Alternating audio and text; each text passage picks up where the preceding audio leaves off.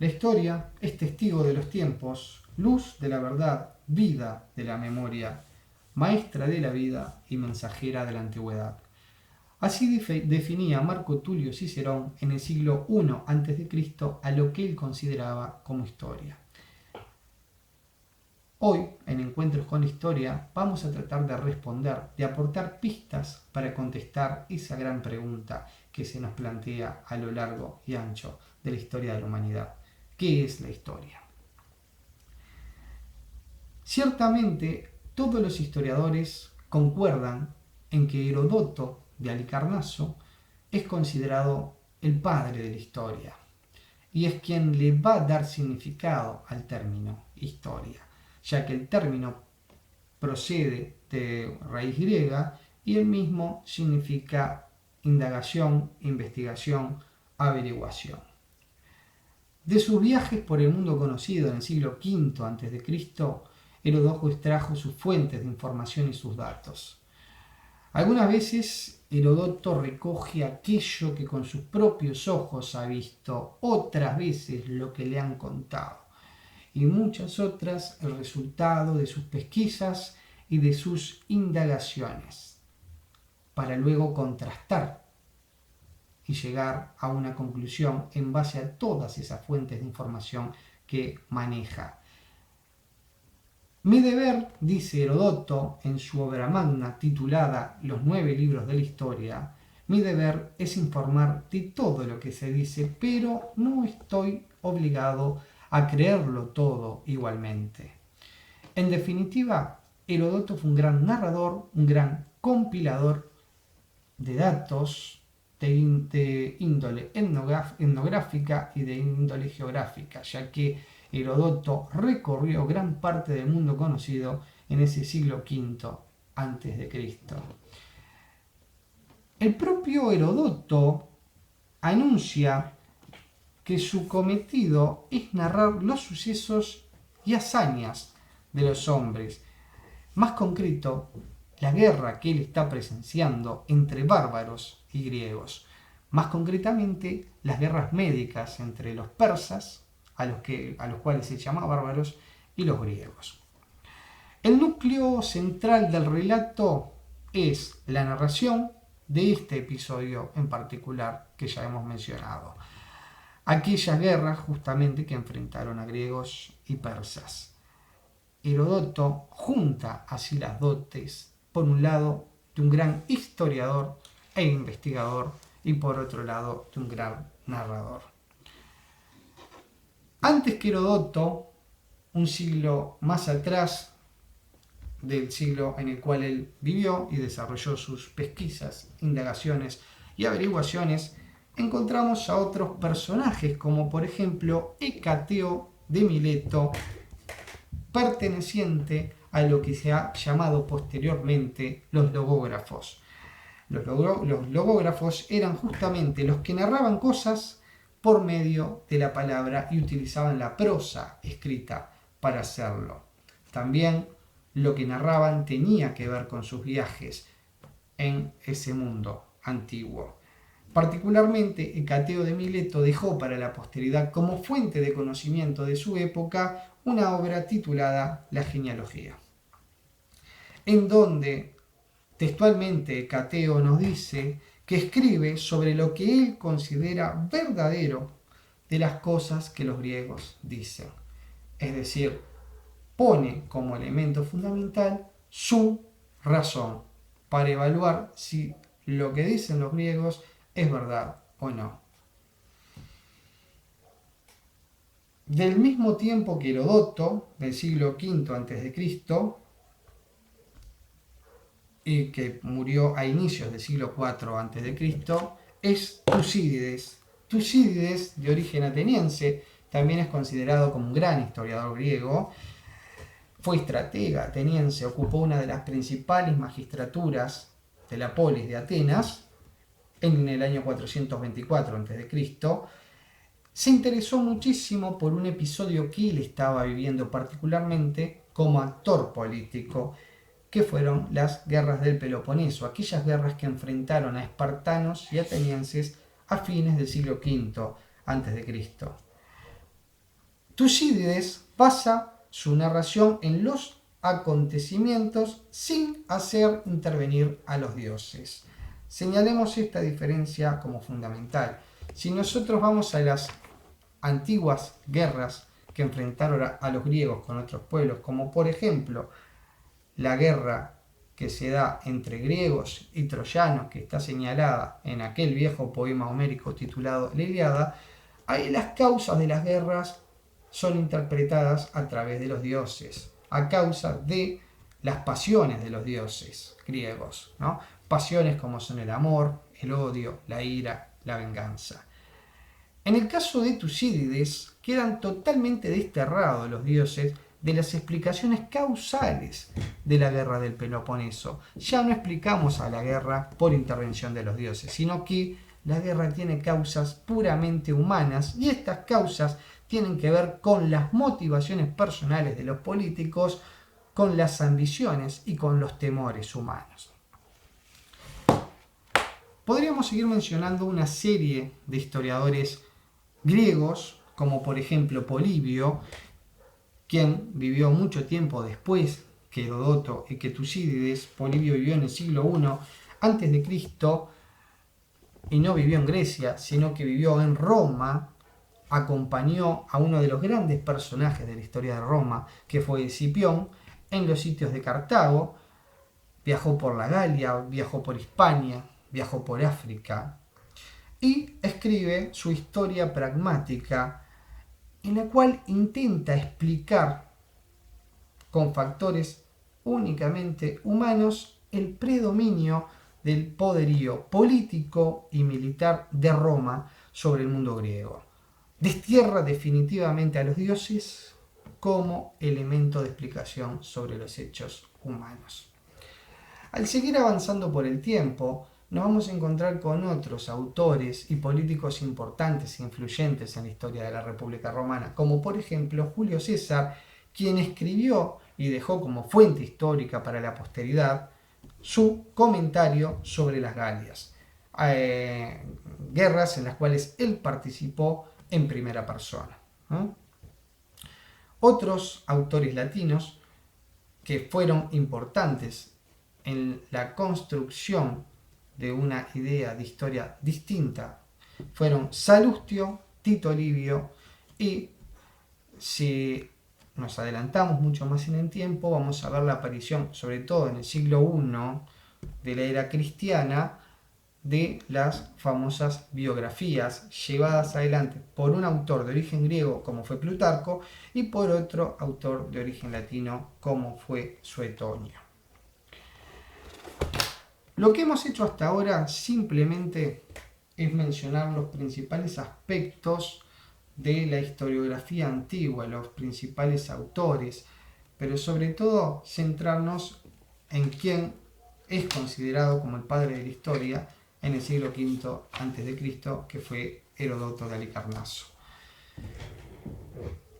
Un autor que he citado, un historiador que he citado desde el siglo XX por casi todos los historiadores y sobre todo por las corrientes más vanguardistas de ese siglo, como por ejemplo la corriente de los anales.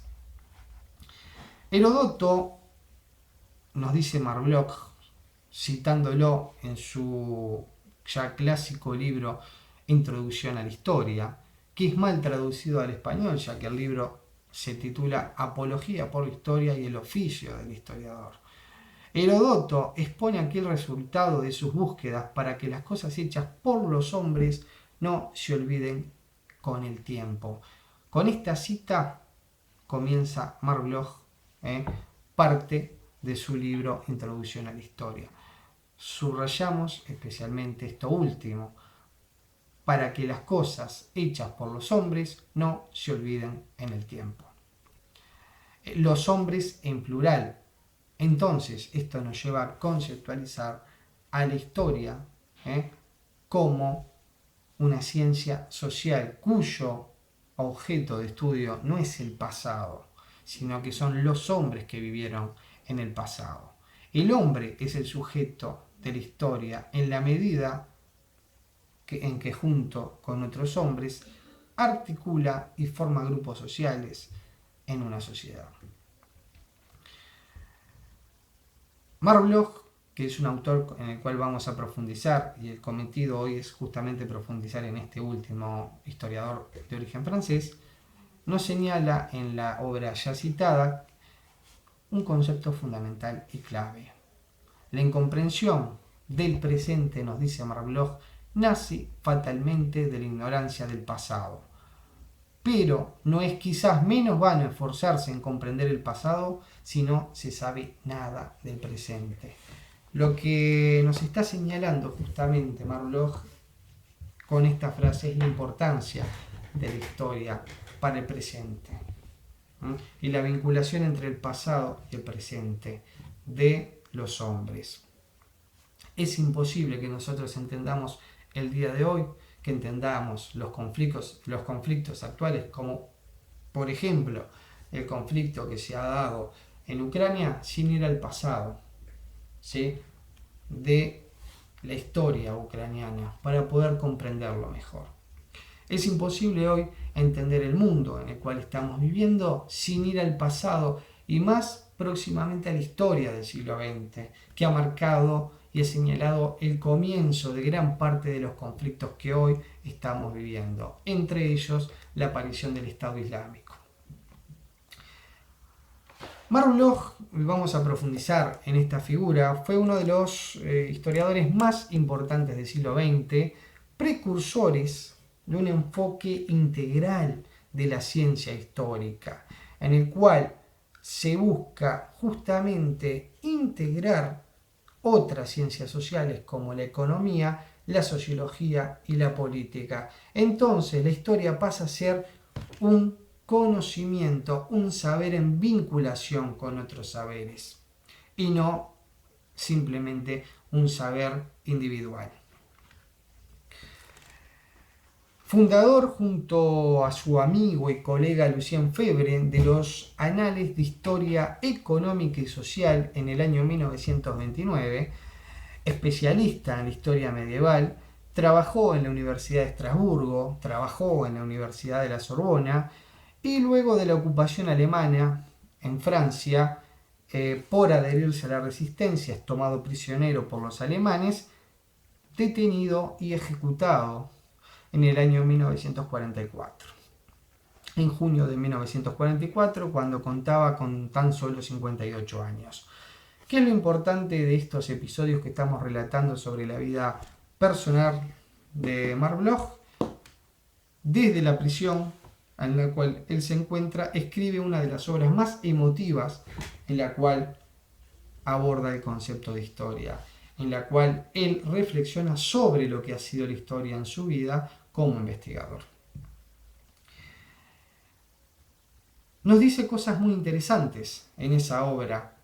Entre ellas, sostiene que la historia no es solamente una ciencia en marcha, es también una ciencia que se halla en la infancia, en su primera infancia, como todas las que tienen por objeto de estudio el espíritu humano.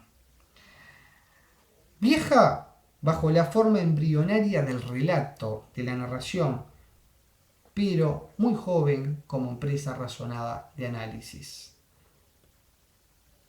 Ciertamente ha sido llamada, y él acá cita a otro autor conocido, la más difícil de todas las ciencias. Se ha dicho que la ciencia es la historia del pasado, lo que es cuestionado, ya que es absurda la idea de que el pasado considerado como tal pueda ser objeto de la ciencia. El objeto de la historia es esencialmente el hombre, o mejor dicho, reformula Marc Bloch, los hombres viviendo en sociedad. Ciencia de los hombres, pero de los hombres en el tiempo, es la salvedad que nos hace Marc Bloch sobre su definición de historia. Y nos dice, detrás de los rasgos más sensibles del paisaje, detrás de las herramientas o de las máquinas, detrás de los escritos aparentemente más fríos o de las instituciones más distanciadas, la historia quiere aprender, quiere tomar a los hombres. Todo lo que el hombre ha hecho, ha tocado, ha fabricado, ha dejado sobre la tierra, debe y puede informarnos sobre él. Como vemos, la opinión de Mark Bloch es fundamental para resignificar a la historia en el marco de las ciencias sociales. Hoy podemos cerrar dando una definición a priori de lo que es la historia como ciencia social. Lo vimos cuando trabajamos Heródoto, la historia es investigación, pero es investigación de hechos y acciones protagonizados fundamentalmente por el hombre como individuo y el hombre viviendo en comunidad, el hombre como sociedad. Es una ciencia social, como ciencia social no predice, porque las ciencias sociales no predicen, estudia el pasado de la humanidad y en ese estudio del pasado de la humanidad pretende un diálogo entre las sociedades del ayer y del hoy. Aporta orientación a las personas, a las sociedades para futuras acciones. En definitiva, es el estudio de los cambios a través del tiempo, protagonizados por el hombre. Es memoria, pero no memoria individual de una persona, es memoria, pero es la memoria colectiva de los pueblos, es la memoria de las comunidades, es la memoria que nos identifica como parte de algo, en donde están inmersas las tradiciones, donde están inmersas los valores de una comunidad. Esa memoria nos permite relacionar el pasado con el presente, pero también es un relato a la historia, un relato que ha sido elaborado por el historiador. El historiador elabora un relato que no siempre es aséptico, por lo tanto, la historia, si peca justamente de algún pecado, y valga la redundancia, es de la subjetividad que tiene el historiador desde el momento mismo que se plantea la pregunta, porque las preguntas tienen que ver con el tiempo en el cual está viviendo el historiador. Espero con esta breve exposición, haber realizado una muy pequeña aproximación a lo que es el concepto de historia y a cómo debemos entender a esa palabra, desde la antigua Grecia hasta el día de hoy. Muchas gracias por su atención y la próxima estaremos abordando como tema fundamental cuáles son las fuentes que estudia el historiador para justamente elaborar su relato sobre la historia.